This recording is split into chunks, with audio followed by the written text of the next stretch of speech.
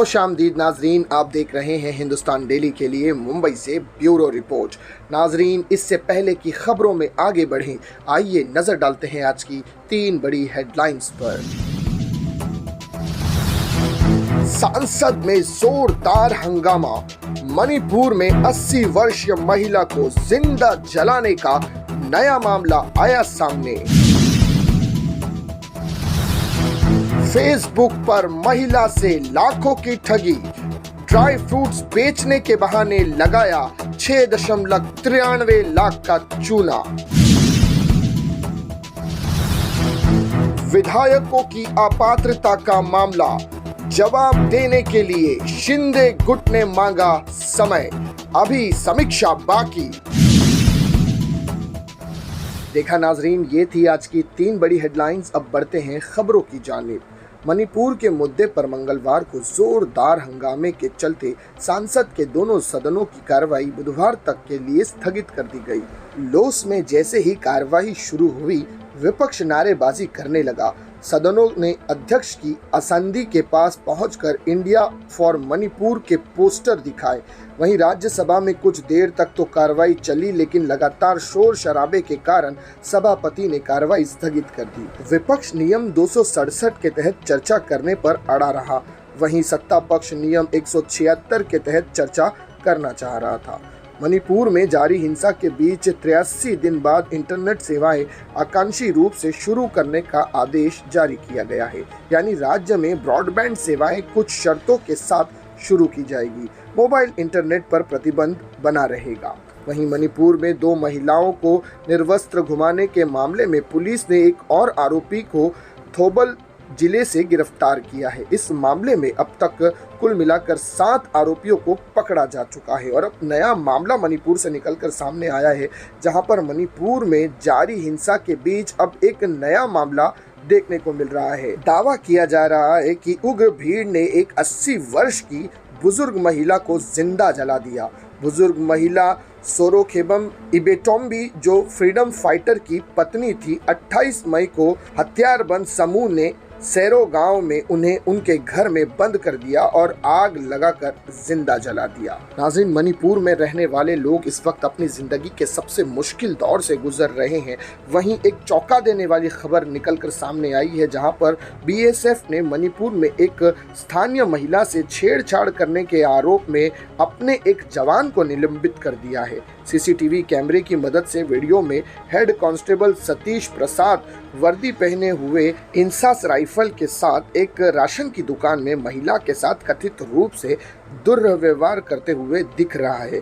अधिकारी बल को शिकायत मिलने के बाद आरोप की जांच की गई और उसी दिन जवान को निलंबित कर दिया गया। हेड कांस्टेबल के खिलाफ कोर्ट ऑफ इंक्वायरी की कार्रवाई भी शुरू कर दी गई है। तो ये थी नाजरीन अब तक की पहली बड़ी खबर। अब बढ़ते हैं अगली खबर की जानिब। अज्ञात साइबर ठगों ने मुलुंड की रहने वाली एक 38 वर्षीय महिला के साथ 6.93 लाख रुपए की ठगी की है, जिसने फेसबुक पर एक ग्रुप के माध्यम से 40% सेल पर ड्राई फ्रूट्स खरीदने की कोशिश की थी। पुलिस के मुताबिक पीड़िता मुलुंड पश्चिम की निवासी है। इसने 20 जुलाई को फेसबुक पर मुलुंड बाया सेल ग्रुप नाम के एक समूह में खरीदारी करने की कोशिश की थी, जहां किसी ने सूखे मेवे की एक तस्वीर पोस्ट कर 40% छूट का उल्लेख किया था और साथ में एक संपर्क मोबाइल नंबर भी दिया गया था। पीड़िता ने उसने व्हाट्सएप पर संपर्क किया। जालसाजों ने उन्हें लाखों का चूना लगा दिया, जिसके बाद पीड़िता ने पुलिस से संपर्क कर प्राथमिकी दर्ज कराई थी।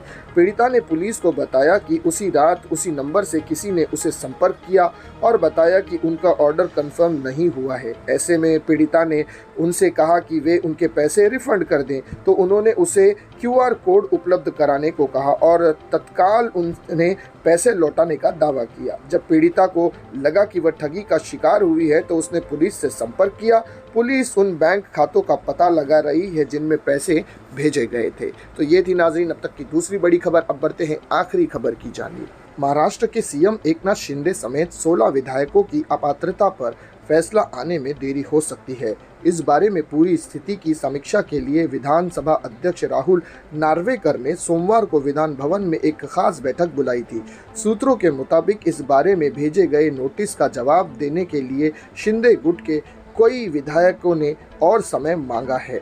ठाकरे गुट के 14 विधायकों के जवाब की समीक्षा होनी बाकी है। चूंकि अभी महाराष्ट्र विधानमंडल का मॉनसून सत्र चल रहा है, इसीलिए उम्मीद है कि विधायकों को नोटिस का जवाब देने के लिए कम से कम 2 हफ्ते का समय और दिया जाएगा। मॉनसून सत्र चलने के कारण अन्य काम नहीं हो पा रहे हैं, इसलिए विधायकों को नोटिस का जवाब देने के लिए एक्सटेंशन मिलने की उम्मीद है। ठाकरे गुट के विधायक अनिल परब ने कहा कि सुप्रीम कोर्ट ने जो फैसला दिया उस निर्णय को देखते समय का कुछ दिशा निर्देश दिए गए हैं। उन्होंने कहा कि एक बात तो तय है कि 16 विधायकों को अयोग्य घोषित करना पड़ेगा, लेकिन इस बारे में टाइम पास करने की भूमिका अपनाई जा रही है। इसी वजह से शिंदे गुट के विधायक जवाब देने के लिए ज्यादा समय मांग रहे हैं। वहीं ठाकरे गुट के प्रवक्ता संजय राउत ने एक बार दोहरा दिया है कि 10 अगस्त तक सीएम शिंदे समेत 16 विधायक अपात्र घोषित कर दिए जाएंगे। उन्होंने दावा किया है कि इसके बाद अजीत पवार को नया सीएम बनाया जा सकता है। राउत ने कहा कि यह बात डिप्टी सीएम देवेंद्र फडणवीस को भी पता है, लेकिन वे इससे कन्नी काट रहे हैं। तो ये थी नाजरीन अब तक की 3 बड़ी खबरें जिन पर तफसील से बात की गई। इसी तरह की खबरों के लिए हमारे चैनल को सब्सक्राइब कीजिएगा। मैं सिराज शेख हिंदुस्तान डेली से फिर मिलूंगा किसी अगली खबर के साथ। तब तक के लिए जय हिंद।